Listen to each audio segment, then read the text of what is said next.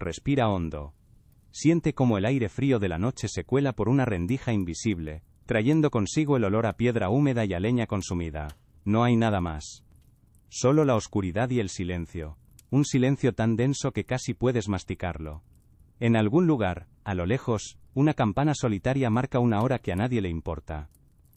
Pero aquí, en este instante suspendido en el tiempo, alguien tira de una cuerda.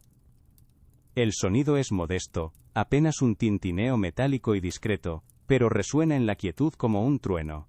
Es la señal. Un torno de madera, viejo y pulido por cientos de manos anónimas, protesta con un crujido sordo al girar sobre su eje. Es un mecanismo simple, casi primitivo, una especie de buzón de devoluciones sin preguntas, pero en lugar de un libro prestado, lo que se deposita en su interior es una vida, tu vida. Envuelto en harapos que apenas te protegen del frío, eres entregado al otro lado del muro, al silencio y a la caridad incierta de la iglesia. La primera luz que conoces no es la del sol, sino el resplandor anémico de una vela que se debate contra las corrientes de aire en un pasillo de piedra. El aire aquí dentro es diferente. Es más pesado, cargado con el olor agrio de la leche cortada, el aroma penetrante de la orina, y un tufillo a humedad que parece emanar de los propios muros. Eres uno más entre muchos, un pequeño bulto en una hilera de cunas toscas. El sonido predominante es un coro desafinado de llantos, toses y pequeños quejidos, la banda sonora de la supervivencia. Nadie te llama por un nombre. Aún no lo tienes. Eres una incógnita, un problema a resolver, una boca más que alimentar. Tu valor, en este preciso momento, se mide en la probabilidad estadística de que veas el amanecer del día siguiente, una probabilidad, siendo honestos, bastante desalentadora. El calor humano es un lujo escaso, un recurso administrado con la misma parsimonia que el pan. Imagina que pudieras asomarte al exterior. La mañana llega a la ciudad como un animal perezoso que se despereza. La niebla, densa y lechosa, se aferra a las calles estrechas y sinuosas, haciendo que los contornos de los edificios se difuminen. El suelo no es de adoquines uniformes, sino una mezcla anárquica de tierra apisonada, piedras y lodo. Un lodo que no es solo tierra y agua, sino una sopa primigenia de basura, excrementos de animales y desperdicios humanos arrojados sin miramientos desde las ventanas. El aire huele a eso, a vida en descomposición, pero también al humo de cientos de hogares que empiezan a encender sus fuegos. Se oye el traqueteo de las primeras carretas, el grito de un vendedor pregonando su mercancía, y el lejano martilleo de un herrero que ya está en su fragua. Es un mundo hostil, indiferente y sin embargo, extrañamente vivo, un organismo que despierta con un bostezo maloliente. Al mediodía, si el sol decide honrar a la ciudad con su presencia, la plaza del mercado es un torbellino de actividad. Aquí, todos los olores que has podido imaginar, se mezclan en una sinfonía olfativa abrumadora. El aroma dulce de la fruta a punto de pudrirse, compite con el hedor salado del pescado secándose al aire libre. El perfume exótico de las especias, un lujo que jamás probarás, se entrelaza con el olor a sudor de los estibadores y el tufo de los corrales de animales. Tus ojos, si estuvieran allí, se verían abrumados por los colores. El rojo de los pimientos, el verde de las coles, el marrón de los sacos de grano. Verías a un charlatán, vendiendo un elixir milagroso, a un predicador clamando contra los pecados del mundo, y a niños, no mucho mayores que tú, corriendo descalzos, con los ojos avispados de quien ha aprendido a sobrevivir, probando una manzana sin ser visto. Entremos ahora en una de esas casas humildes que rodean la plaza. El interior es oscuro, incluso a plena luz del día. La única ventana es un pequeño agujero en la pared, quizás cubierto con un trozo de tela engrasada. El suelo es de tierra compacta, fría y ligeramente húmeda bajo tus pies descalzos. En el centro de la única estancia, un fuego humea, llenando el espacio de una neblina que te hace toser y llorar los ojos. Todo está cubierto por una fina capa de hollín. En una esquina, un jergón de paja sirve de cama para toda la familia. El aire es denso, casi irrespirable, una mezcla del humo, el olor a un guiso de nabos que hierve lánguidamente, y el aroma íntimo y animal de los cuerpos que duermen, comen y viven en este reducido espacio. Para muchos esto es un hogar. Para ti, el concepto de hogar es una sala fría y compartida con desconocidos. Si esta calma extraña te ayuda a desconectar, dale a me gusta, solo si de verdad te apetece. Cuando la tarde empieza a caer, las sombras se alargan y la ciudad cambia de carácter. El frío regresa, arrastrándose desde el río. Es el momento en que las puertas de las tabernas se abren, derramando sobre la calle una luz amarillenta y un murmullo de voces. Si te atrevieras a mirar dentro, verías un mundo de hombres rudos, con las caras curtidas por el sol y el trabajo. El aire es espeso y caliente, cargado del olor a vino barato, cerveza derramada y cuerpos sin lavar. El suelo está cubierto de paja sucia y restos de comida. Se oyen risas estruendosas, discusiones que suben de tono, y a veces, el sonido melancólico de una flauta. Es un refugio contra el frío y la dureza del día, un lugar donde por un instante se puede olvidar la miseria, aunque esa misma miseria te espere pacientemente a la salida, con una resaca como interés. Y entonces, la noche vuelve a caer sobre el mundo. Para ti, no hay gran diferencia, la oscuridad dentro de la inclusa es tan absoluta como la de fuera, el coro de llantos se atenúa, reemplazado por una respiración acompasada y el ocasional gemido de alguien que sueña. El frío es tu compañero más fiel. Se filtra a través de la manta raída, sube desde el suelo de piedra y se te mete en los huesos. Escuchas el viento silbando a través de las grietas del edificio y el rascar de las ratas, tus vecinas invisibles, que buscan migajas en la oscuridad. Tu estómago es un nudo vacío, el hambre es una presencia constante, un dolor sordo que nunca desaparece del todo. Te acurrucas, buscando un calor que no existe, y tu mente, aún una página en blanco, se deja llevar por el ritmo monótono de la noche, esperando sin saberlo, la llegada de una nueva mañana. El único reloj que rige tu existencia es el de la iglesia cercana. Sus campanas marcan las horas de oración, el momento de levantarse, el momento de comer la escasa ración de gachas, el momento de volver a la oscuridad. La iglesia es tu madre, tu padre y tu dueña. Te dará un nombre, probablemente el del santo del día en que llegaste, un nombre común que compartirás con otros cientos. Te enseñará el temor a Dios y la aceptación de tu destino. Grabarás en tu mente las letanías en un latín que no comprendes, y aprenderás que tu sufrimiento en esta vida es una garantía de gloria en la siguiente. Una promesa conveniente para mantenerte dócil.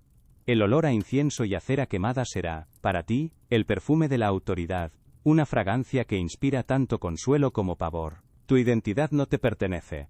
Es un préstamo divino con condiciones muy estrictas. Si has llegado hasta aquí sin dormirte, comenta la hora en que tus párpados empezaron a pesar.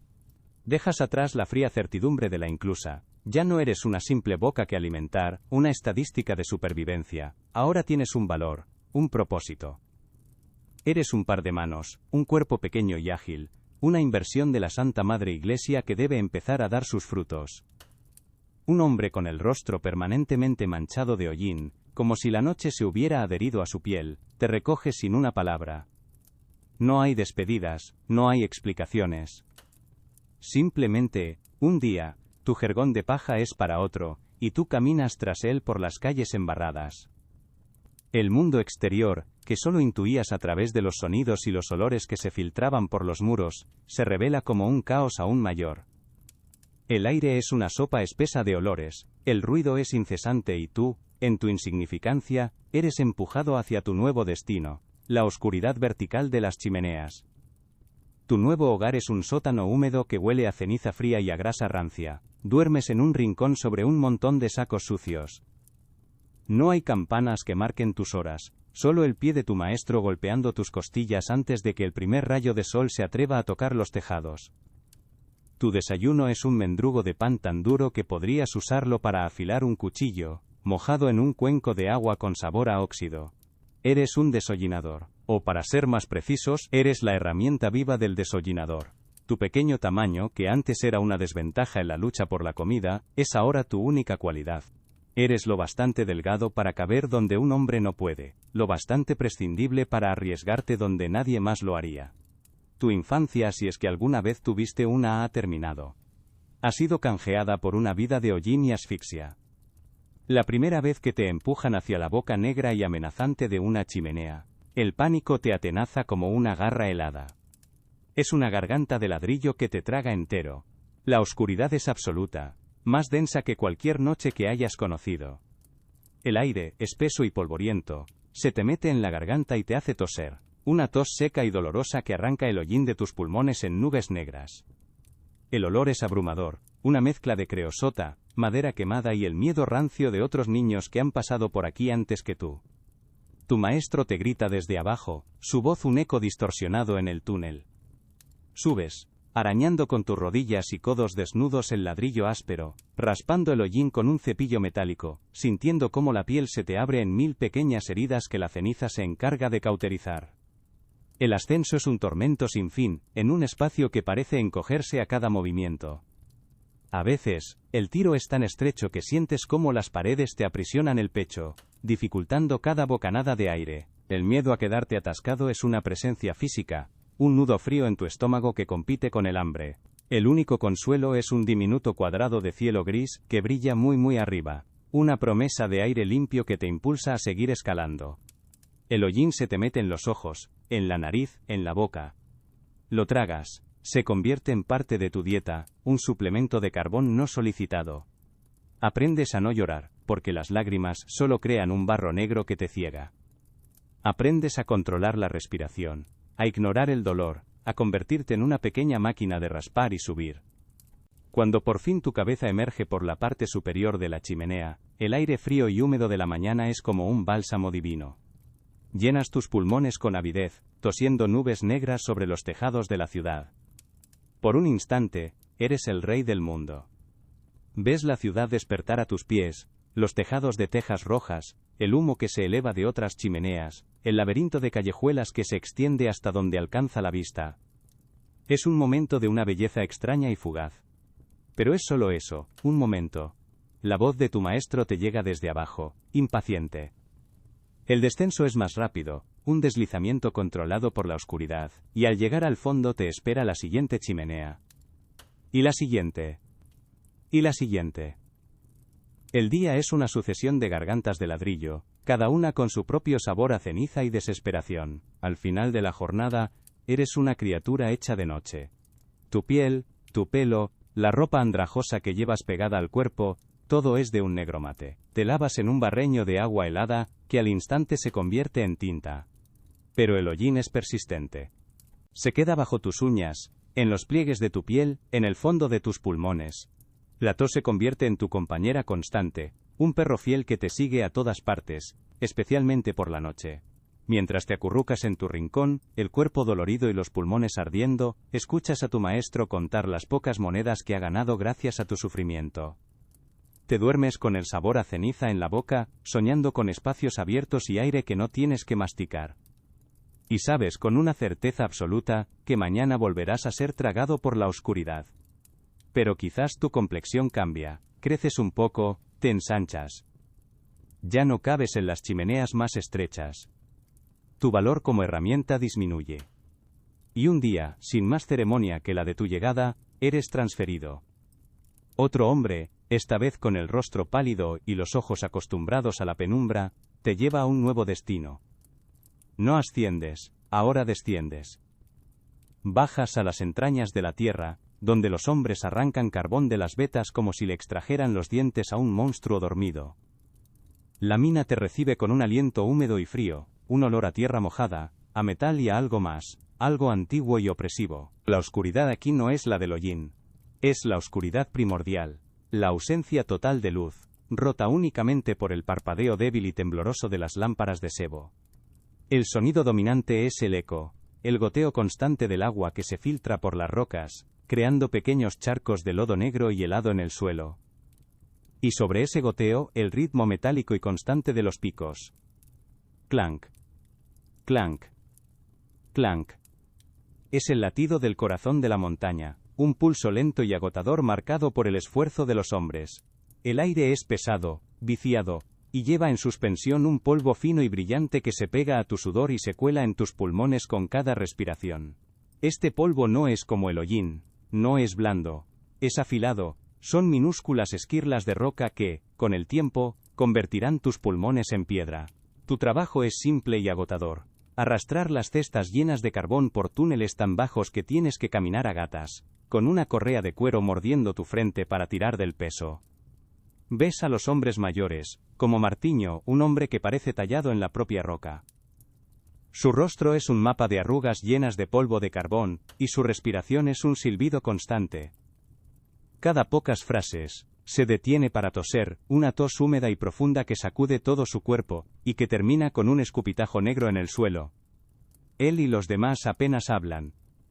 El esfuerzo no deja aire para conversaciones. La comunicación se reduce a gruñidos y gestos. El trabajo es un ciclo interminable. Llenar la cesta, arrastrarla por el túnel oscuro y resbaladizo, vaciarla y volver a por más. Tus músculos queman, tu espalda grita, pero el ritmo no puede detenerse. El capataz se asegura de ello, su voz un látigo que resuena en la galería. La pausa para comer es un breve respiro en la más absoluta oscuridad para ahorrar sebo.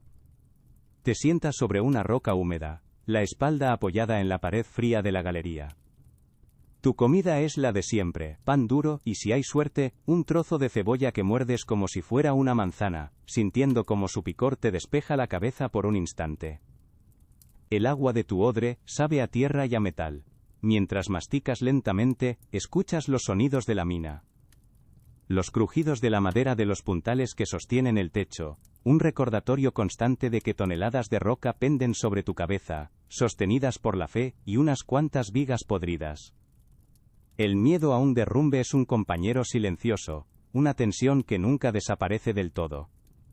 El día termina cuando el capataz decide que ya habéis arrancado suficiente carbón de las entrañas de la tierra. La subida a la superficie es un ascenso lento y penoso desde el infierno. Cuando por fin sales al exterior, la luz del atardecer te parece brutalmente brillante, casi dolorosa. Parpadeas como una criatura de la noche expulsada de su reino. El aire fresco parece increíblemente ligero y puro.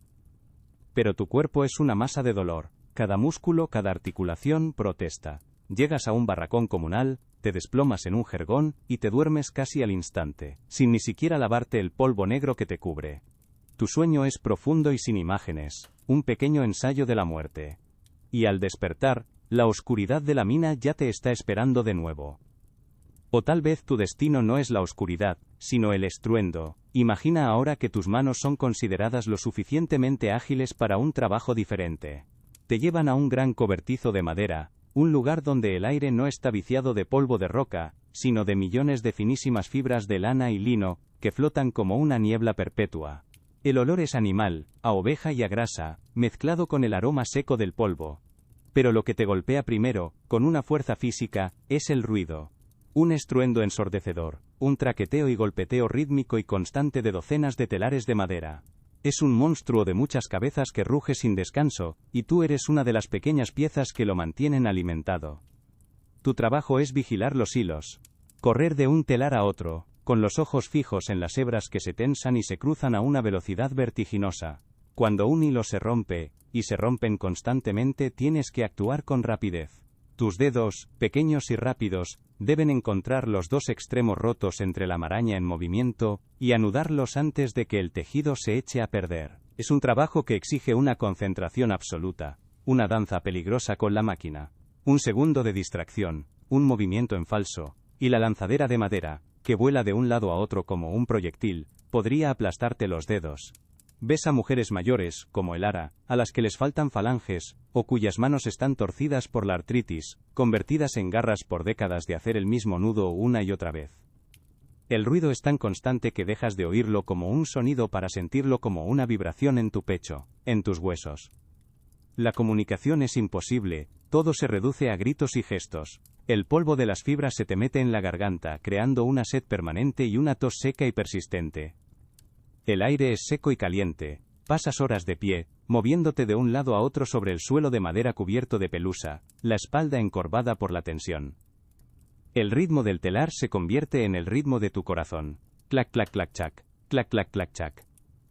Es una canción de cuna hipnótica y brutal que te adormece la mente mientras exige a tu cuerpo una vigilancia constante. El tiempo se disuelve en un presente continuo de hilos rotos y nudos rápidos. La pausa es un silencio abrupto y ensordecedor. Cuando los telares se detienen todos a la vez, el vacío que dejan es casi doloroso para los oídos, que siguen zumbando con el eco del estruendo. Te sientas en el suelo, entre las máquinas silenciosas, y comes tu pan mientras las motas de polvo se posan sobre él como una fina capa de nieve sucia. No hay tiempo para descansar de verdad. El supervisor pasea entre vosotras, con la mirada severa, asegurándose de que nadie prolongue el descanso ni un instante más de lo debido. Bebes un poco de agua tibia y sientes cómo el polvo de tu garganta se convierte en barro. Y entonces, con un estrépito que sacude el edificio, el monstruo vuelve a despertar. Y tú vuelves a tu danza frenética. Al final del día, sales del taller y el mundo exterior te parece extrañamente silencioso. Tus oídos pitan, y tu cuerpo entero sigue vibrando con el ritmo de las máquinas. Caminas hacia el dormitorio comunal, un lugar abarrotado y maloliente, y te dejas caer en tu jergón. Cierras los ojos y sigues viendo el movimiento de los hilos, las lanzaderas volando de un lado a otro. El patrón está grabado en el interior de tus párpados. Incluso en sueños, tus dedos hacen el gesto de anudar un hilo invisible. Te has convertido en una extensión de la máquina, una pieza de carne y hueso en un engranaje de madera y metal. Y mañana, el estruendo volverá a reclamarte. Pero la vida es algo más que una rutina de sufrimiento programado, es también una lotería de calamidades imprevistas. El concepto de seguridad, tal y como lo entenderías, es una fantasía de otro tiempo, un lujo tan exótico como un tenedor, o la idea de que el agua no intentará matarte. Aquí, el peligro no es una excepción, es el aire que respiras, el suelo que pisas, la herramienta que manejas. No te preguntas si algo saldrá mal, sino cuándo, y de qué manera grotesca lo hará. Cada día es un ejercicio de supervivencia contra la entropía, contra la pura y simple mala suerte que parece haberse ensañado con este rincón del mundo. Cada crujido de una viga, cada tos extraña, cada sombra que se mueve demasiado rápido es un recordatorio de que tu existencia pende de un hilo podrido, y hay docenas de tijeras afiladas esperando su turno para cortarlo. La única protección real es una mezcla de instinto animal y una indiferencia casi suicida. Imagina que vuelves a ser aquel chaval desollinador. Estás a medio camino de una chimenea especialmente retorcida en la casa de un mercader rico. Es más estrecha de lo normal, y sientes cómo los ladrillos te muerden las costillas. De repente, un codo se atasca. Intentas retroceder, pero tus rodillas se encajan. El pánico, frío y afilado, te sube por la garganta. Respiras con dificultad, y el polvo de hollín se convierte en un cemento espeso en tus pulmones. Gritas, pero tu voz es un gemido ahogado, absorbido por el hollín y los ladrillos.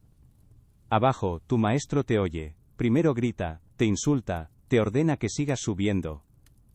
Luego, al ver que no te mueves, recurre a la sabiduría popular. A veces, para animar a un niño atascado, se enciende un pequeño fuego de paja en el hogar. El calor y el humo, se supone, te darán el incentivo necesario para encontrar una salida. Una lección práctica sobre la motivación, aunque raramente se pudiera aplicar 2 veces al mismo alumno. O quizás estás de nuevo en la mina. El aire es denso, y huele a tierra muerta. El único sonido es el goteo del agua y el tintineo de los picos. De repente, oyes un sonido nuevo. Un gemido profundo que no viene de un hombre, sino de la propia montaña. La madera de los puntales que sostienen el techo se queja, se astilla. Unos pocos terrones de tierra caen sobre tu cabeza. El capataz grita una orden ininteligible, pero ya es tarde. Con un estruendo que te deja sordo, el mundo se viene abajo.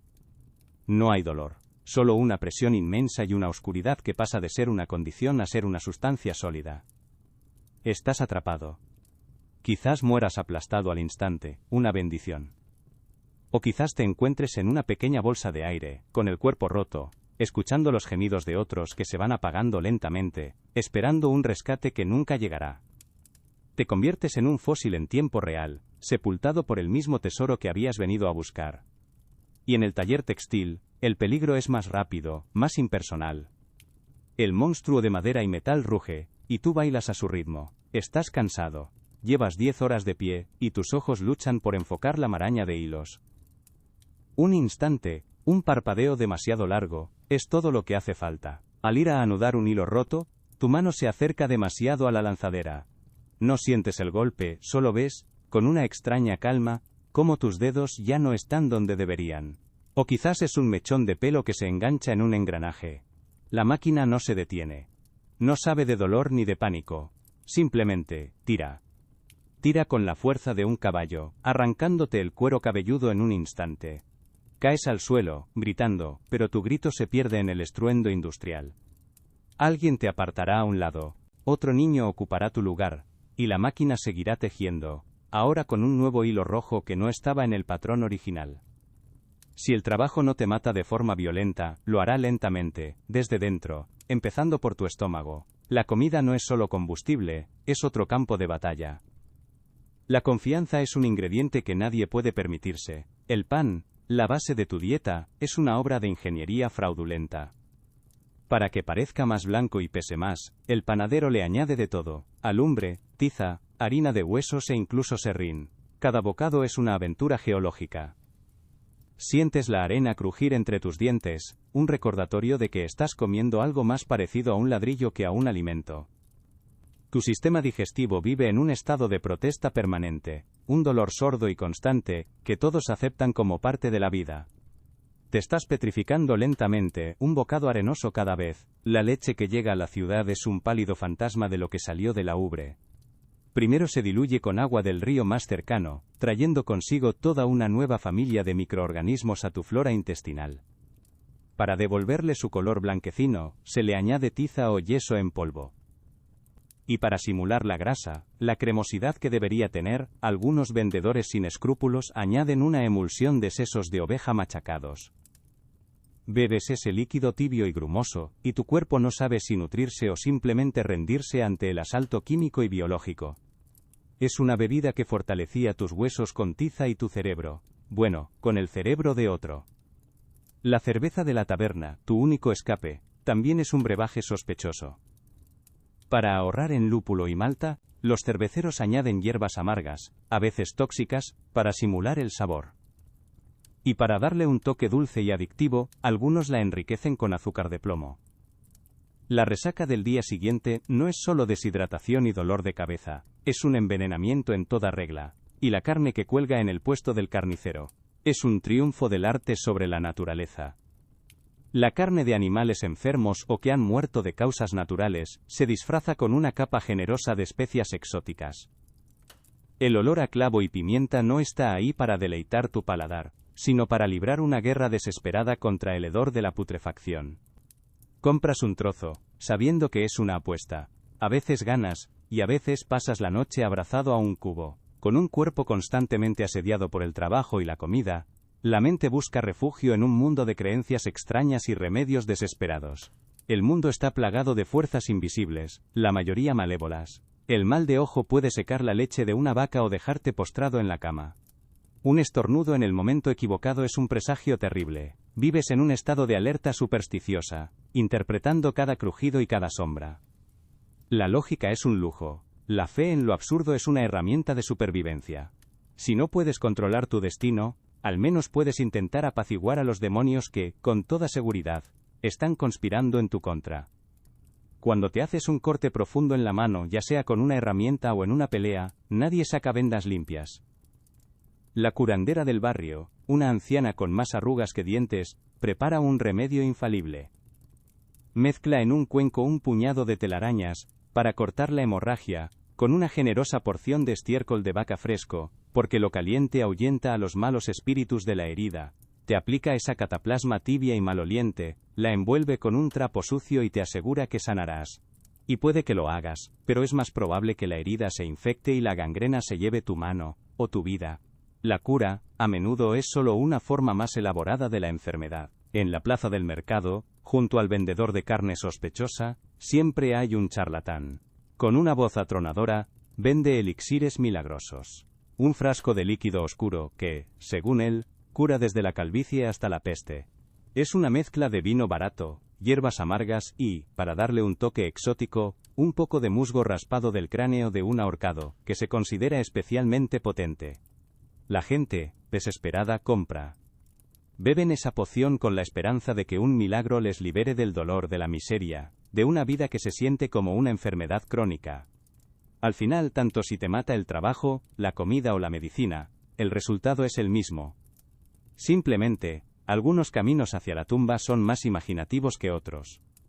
Claro, aquí tienes el guión para el bloque solicitado, siguiendo todas tus indicaciones de estilo, tono y contenido. Pero el cuerpo, esta máquina de carne y hueso sometida a un abuso constante, tiene una memoria infalible y una capacidad limitada para perdonar. Un día, la tos que te acompaña desde que entraste en la mina o en el taller textil cambia de carácter.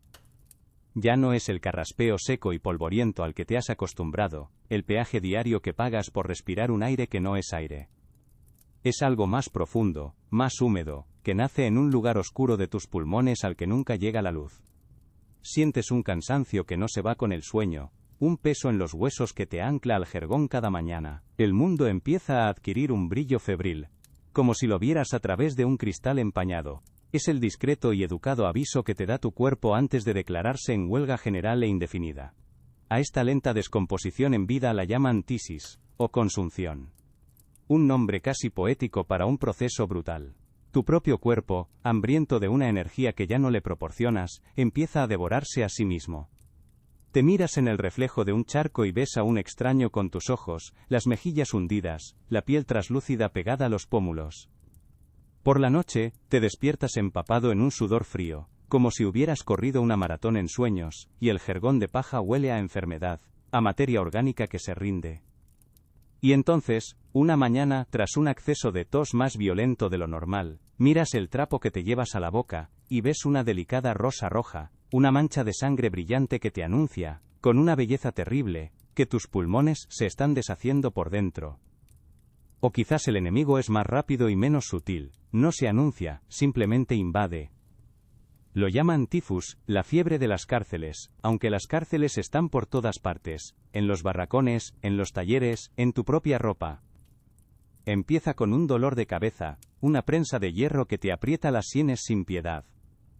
Luego llega la fiebre, un fuego que te cuece por dentro y te hace tiritar de frío bajo una manta raída. El mundo se disuelve en un delirio, las sombras bailan en las paredes, y las voces de tus compañeros se convierten en susurros de demonios. Y sobre tu piel, florece un jardín siniestro, una erupción de pequeñas manchas oscuras, como si la enfermedad quisiera firmar tu cuerpo con su propia tinta. Todo esto, traído a ti por un piojo, tu compañero de viaje más fiel, que en un acto de generosidad final, comparte contigo el regalo de una muerte fulminante. Pero si los dioses del infortunio deciden ser verdaderamente creativos, te enviarán al demonio rojo, la viruela. Ninguna enfermedad es tan concienzuda en su arte de desfigurar. Tras la fiebre inicial, tu piel se convierte en un campo de batalla. Pequeñas pústulas, como semillas del mal, brotan por todo tu cuerpo, en tu cara, en tus manos, en la planta de tus pies, incluso en tu garganta, haciendo que cada trago sea una tortura. Se llenan de un líquido amarillento y te pican con una ferocidad diabólica. Si sobrevives, porque la mitad no lo hace, te quedas con un recuerdo imborrable. Las costras caen, revelando un nuevo rostro, un mapa de cráteres y cicatrices que contará para siempre la historia de tu victoria. Una victoria que te convierte en un monstruo a los ojos de los demás, un lienzo arruinado que demuestra que has bailado con la muerte y te ha dejado cojo para siempre. Y por supuesto, está la rebelión de tus propias entrañas, el llamado cólico miserere, es la venganza del pan con serrín, de la leche con yeso y de la carne que ya había muerto 2 veces antes de llegar a tu plato. No hay poesía aquí, solo una miseria espasmódica y humillante. Un nudo de serpiente se retuerce en tu estómago, provocando oleadas de dolor que te doblan en 2. Tu cuerpo intenta expulsar el veneno por cualquier medio posible, dejándote vacío, deshidratado y temblando de agotamiento en un rincón maloliente. Es la forma más democrática de sufrimiento, no distingue entre desollinadores, mineros o tejedores.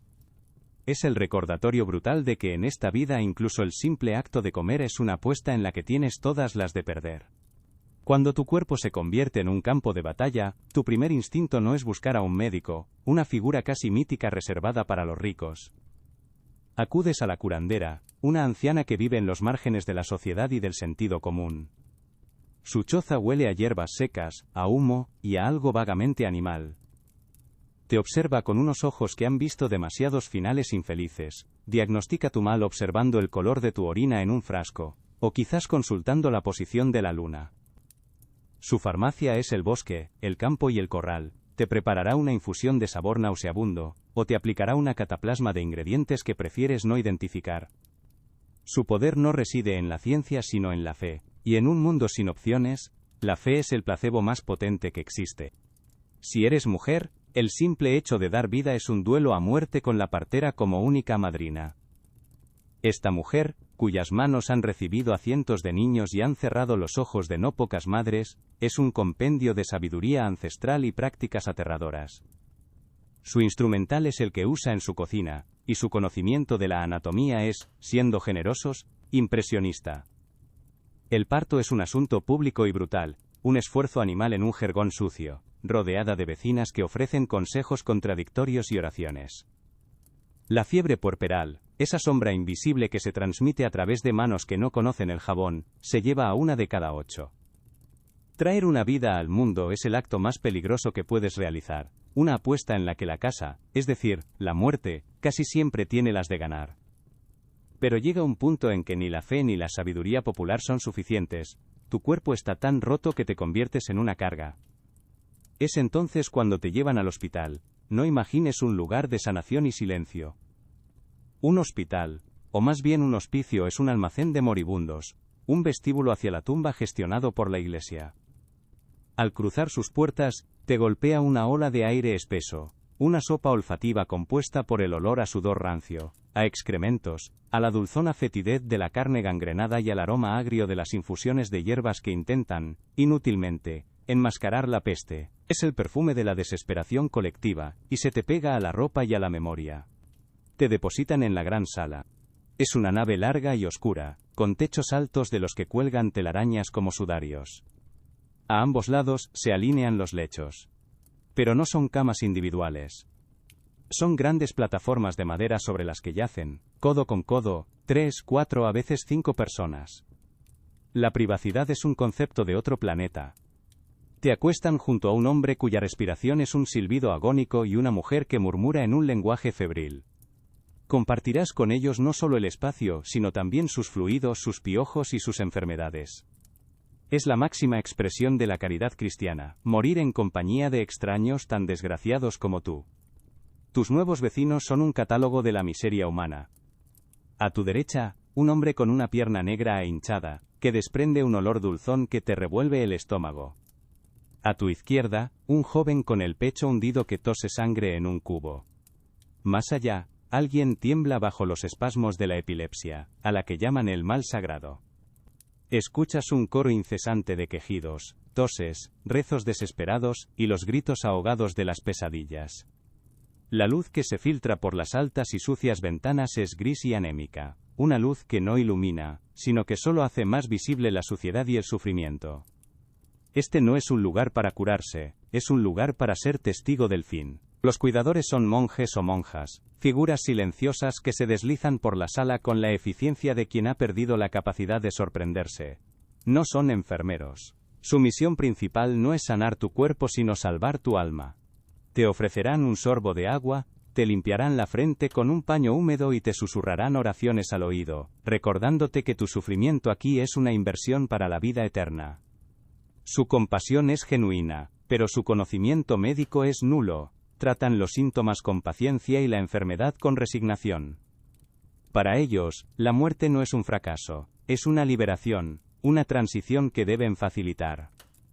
Y luego está el barbero cirujano, el hombre que sí interviene en la carne, no es un médico, es un artesano, un técnico del cuerpo. Su delantal de cuero está rígido por la sangre seca de otros pacientes. Sus herramientas no son finos instrumentos de precisión sino sierras, cuchillos y tenazas que parecen sacados de la caja de un carpintero. Cuando es necesaria una amputación, se hace sin anestesia. Otros monjes te sujetan mientras el barbero cierra el hueso con una rapidez brutal. Tus gritos se mezclan con los de los demás pacientes, una nota más en la sinfonía del dolor. La herida se cauteriza con un hierro al rojo vivo. Y si la infección no te mata en los días siguientes, quizás sobrevivas. Quizás. El tratamiento estrella, la panacea para casi cualquier mal, es la sangría. La teoría es simple. Tu enfermedad es un desequilibrio de los humores de tu cuerpo, y extrayendo el exceso de sangre se restaurará la armonía. El barbero te hará un corte preciso en la vena del brazo y dejará que tu sangre, espesa y oscura, fluya en un cuenco de latón. Observas cómo tu vida se escapa, sintiéndote cada vez más débil, más mareado. Irónicamente, este procedimiento, destinado a curarte, a menudo acelera el final, dejándote sin fuerzas para luchar contra la verdadera enfermedad. Es como intentar apagar un incendio vaciando el pozo de agua del pueblo. Si la sangría no funciona, se recurre a la artillería pesada. Los purgantes y los eméticos te obligan a beber brebajes viles, mezclas de hierbas amargas y minerales tóxicos diseñadas para provocar una evacuación violenta de tu sistema por ambos extremos. La idea es expulsar físicamente la enfermedad de tu cuerpo.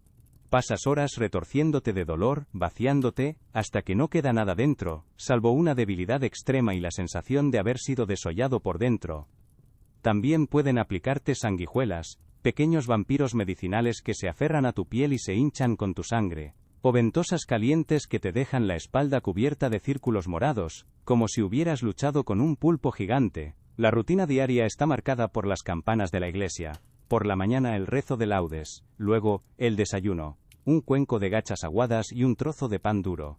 Durante el día, no hay nada que hacer, salvo yacer en tu jergón, escuchar el sufrimiento ajeno y esperar. Esperar la visita del monje con una nueva pócima, esperar la hora de la miserable comida. Esperar que el dolor amaine por un instante. A veces, un médico de verdad, un hombre que ha leído libros en latín, hace una ronda.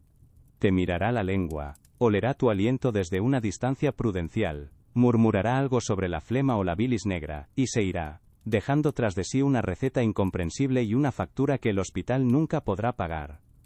La noche es el peor momento. La oscuridad no trae descanso, solo amplifica los sonidos y los miedos. Los contornos de la sala se desvanecen, y solo quedan los gemidos, las toses y las respiraciones agónicas de tus compañeros de lecho. Las fiebres alcanzan su punto máximo, trayendo consigo sueños terroríficos que se mezclan con la realidad.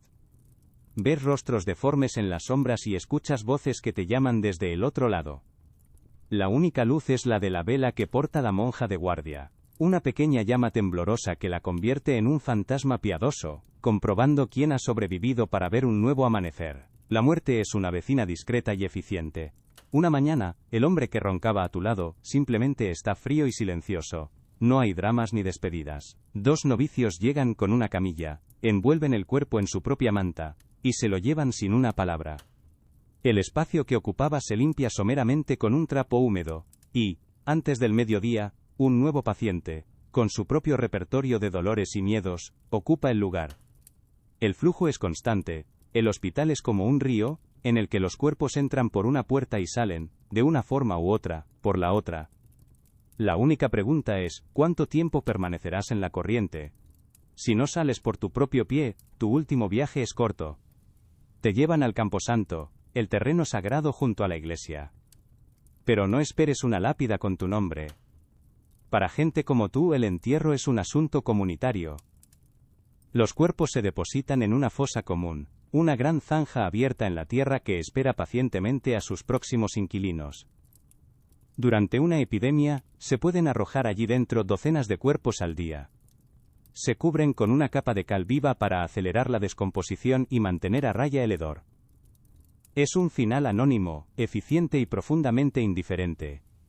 Te conviertes en una capa más en la arqueología de la miseria.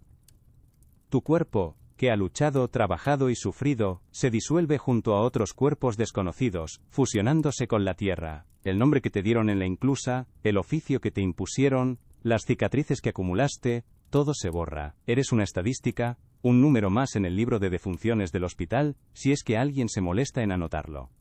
En este lugar, el desollinador yace junto al tejedor, el minero junto a la madre que no sobrevivió al parto.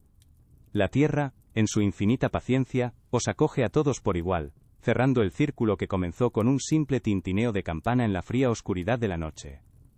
Pero incluso en este mundo regido por el dolor físico y la supervivencia descarnada, existe un universo paralelo, una arquitectura invisible de reglas y miedos que es tan real como el barro bajo tus pies. Es el mundo de los tabúes y las creencias, el pegamento social que mantiene unida esta frágil estructura de miseria.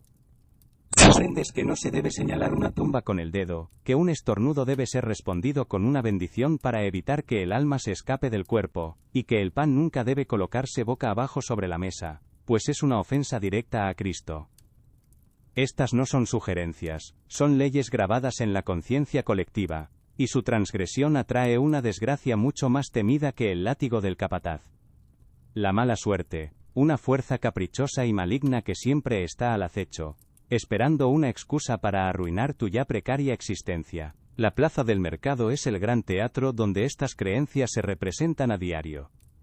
Entre los gritos de los vendedores y el olor a pescado seco, el chismorreo fluye como un río subterráneo. Aquí escuchas que la viuda Elara tiene el mal de ojo porque sus geranios son los únicos que florecen, o que el panadero prospera porque hizo un pacto con un duende. De vez en cuando, aparece un panfleto clavado en la puerta de la iglesia, un trozo de papel vasto con una xilografía torpe.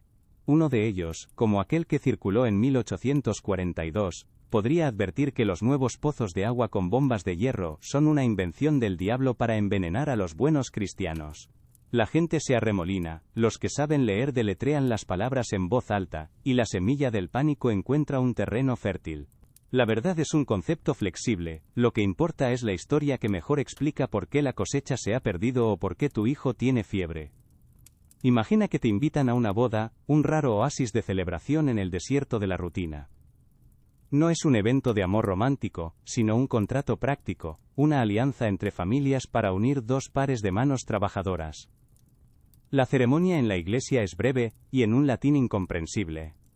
La verdadera fiesta está en la calle. Una mesa larga y desvencijada se llena de jarras de vino agrio, y si la familia tiene posibles, un cerdo asado cuya piel crujiente es el mayor de los lujos. Una flauta y un tambor marcan un ritmo tosco que incita a un baile pesado y terrenal. La novia lleva una cinta roja atada a la muñeca para ahuyentar a los malos espíritus, y antes de entrar en su nuevo hogar, el novio la levanta en brazos para que sus pies no toquen el umbral, donde acechan los demonios domésticos. Es una alegría desesperada, un intento de emborrachar al destino para que por una noche os deje en paz. El contrapunto a esta alegría es el ritual del entierro, una coreografía sombría que conoces demasiado bien. Cuando alguien muere en tu calle, el tiempo parece detenerse. Se cubren los espejos de la casa, para que el alma del difunto no quede atrapada en su reflejo. El cuerpo se vela en la estancia principal, rodeado de velas para guiar su espíritu y alejar a los demonios. Las mujeres entonan lamentos agudos, un llanto profesional que es tanto una expresión de dolor como una obligación social. La procesión hasta la fosa común es rápida, un trámite para cumplir con la iglesia. Después todos se reúnen en la taberna. No es una falta de respeto, es una necesidad. Se bebe por el muerto, sí, pero sobre todo se bebe para celebrar que sigues vivo, para reafirmar tu pertenencia al ruidoso y cálido mundo de los que todavía respiran, dejando al silencio y al frío para el que acaba de partir. Una vez al año, durante la fiesta del santo patrón, la ciudad se transforma, la miseria se cubre con un velo de color y ruido, una procesión serpentea por las calles principales. Ves a los hombres de los gremios portando con orgullo sus estandartes y una pesada imagen del santo, adornada con flores de papel y cintas.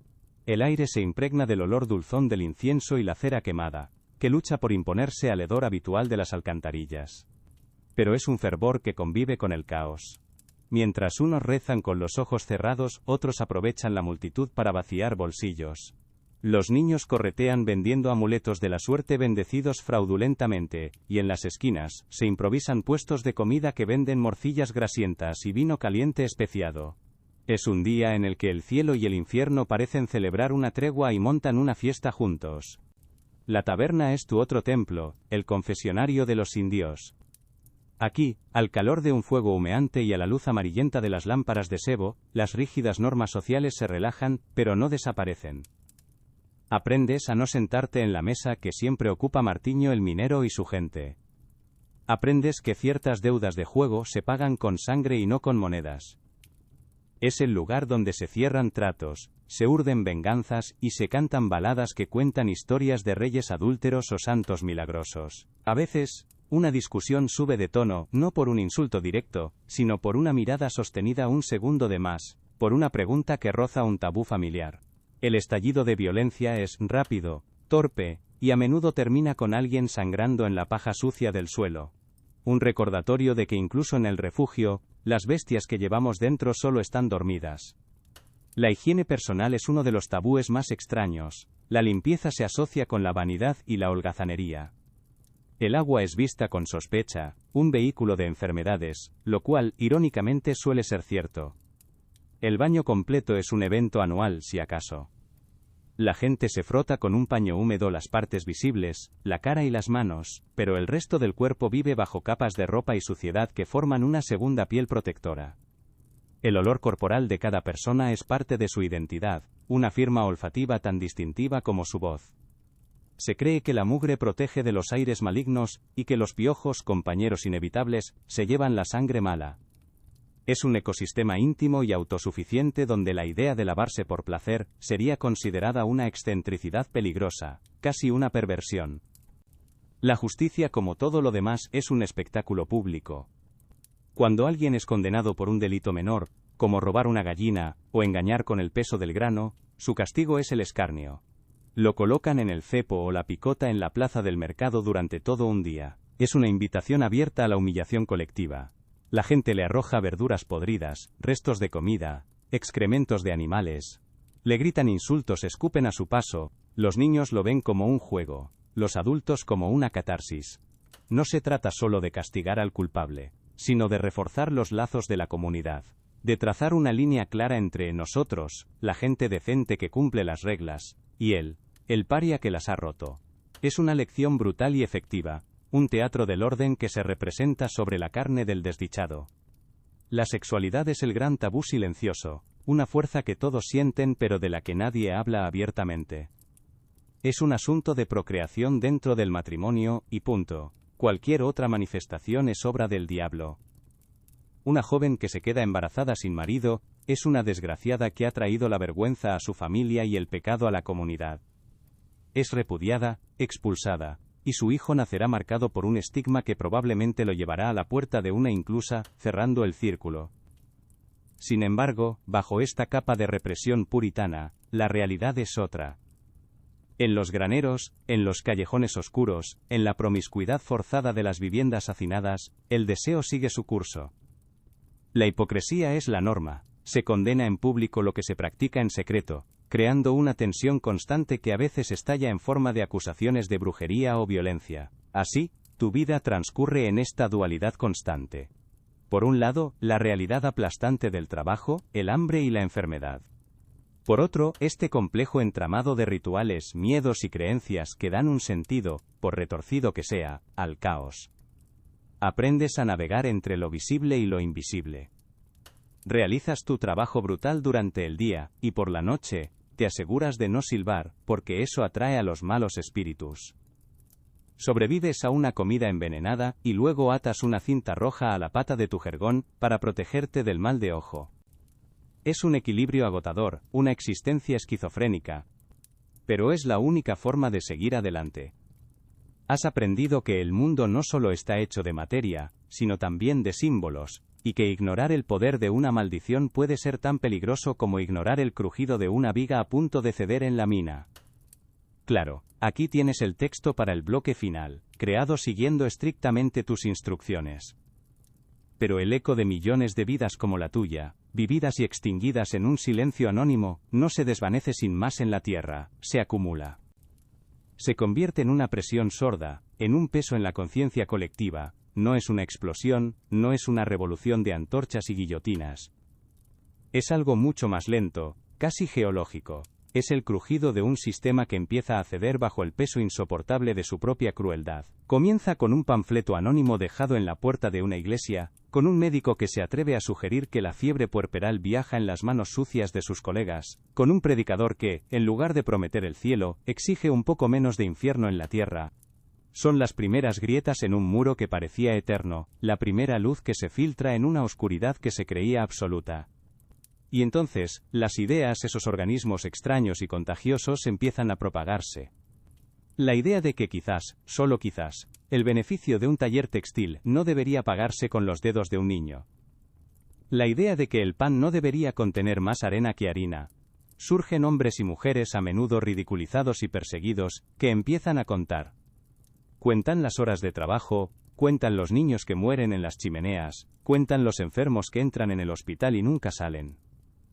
Y los números, fríos y objetivos, dibujan un retrato tan monstruoso que la sociedad por primera vez se ve obligada a mirarse en ese espejo y a sentir una punzada de vergüenza.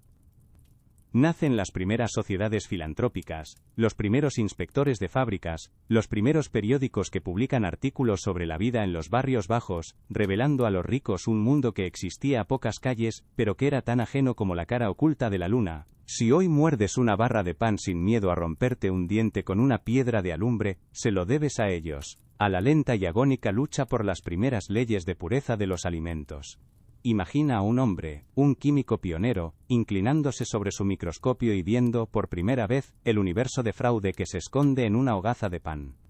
La tiza, el serrín, la harina de huesos, y luego, imagina la batalla para convencer a un parlamento de hombres bien alimentados de que esto era un problema. Leyes que obligaban a los panaderos a ser honestos, a los lecheros, a no añadir sesos de oveja al agua sucia. Cada alimento seguro que consumes hoy es un pequeño monumento, un tratado de paz firmado con sangre y sudor sobre la mesa de la cocina de tus ancestros. Si hoy la palabra infancia evoca imágenes de juegos y escuelas, y no de túneles de hollín o telares ensordecedores, también es parte de ese legado. Las leyes que prohibieron que niños de tu tamaño fueran empujados a las chimeneas o atados a las vagonetas de las minas, no fueron un regalo, fueron una conquista arrancada con forceps a una economía que veía a los niños como herramientas baratas y reemplazables. Cada ley de protección infantil, cada hora de trabajo regulada, cada escuela pública, es una disculpa tardía del mundo por haberte robado la tuya. Es el reconocimiento de que un cuerpo pequeño no está hecho para ser consumido por la industria, sino para crecer, para correr bajo un cielo abierto, para respirar un aire que no sea polvo de carbón o pelusa de lana. Y ese hospital, ese almacén de la muerte, también empezó a transformarse. La simple y revolucionaria idea de que la limpieza podía salvar vidas, de que lavarse las manos no era una excentricidad sino una necesidad, cambió el destino de millones. Las grandes salas comunes empezaron a dividirse, la paja sucia fue reemplazada por colchones, y los cirujanos dejaron de ser barberos para convertirse en científicos. El agua limpia que bebes del grifo, el sistema de alcantarillado que corre invisible bajo tus pies, la vacuna que te protege de demonios como la viruela, son la herencia directa de aquel sufrimiento. Son la arquitectura invisible de la salud pública, construida sobre un cementerio de víctimas de la ignorancia y la indiferencia. Cada vida salvada por la medicina moderna es una flor que crece sobre aquella fosa común. Tu vida, y la de millones como tú, se convirtió en el cimiento. No un cimiento de piedra y mortero, sino un cimiento moral. Tu sufrimiento anónimo se transformó en un argumento irrefutable. Cada derecho laboral, cada red de seguridad social, cada noción de que la sociedad tiene la obligación de cuidar de sus miembros más débiles, fue excavada de la roca de vuestra miseria. Sois los fantasmas que rondan en la conciencia de la modernidad, los que nos recuerdan que la comodidad es frágil y que la dignidad es una conquista, no un regalo.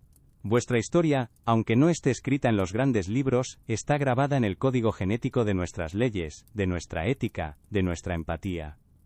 Así que ahora, siente la textura de las sábanas limpias a tu alrededor. Escucha el silencio de la noche, un silencio que no está roto por la tos de un moribundo ni por el llanto de un niño hambriento. Respira hondo, un aire que no lleva consigo el hedor de la enfermedad o el polvo de la mina. Cada uno de estos pequeños lujos tan comunes que ya no los notas, es el final de tu historia. Es el legado que dejaste sin saberlo. Tu vida no fue en vano. Fue el sacrificio silencioso sobre el que se construyó un mundo un poco menos cruel. Un mundo donde un niño puede dormir tranquilo, sin saber que su paz fue pagada por la vigilia interminable de otros. Duerme ahora. Tu guardia ha terminado. Ellos velaron en la oscuridad para que tú pudieras, al fin, descansar en la luz.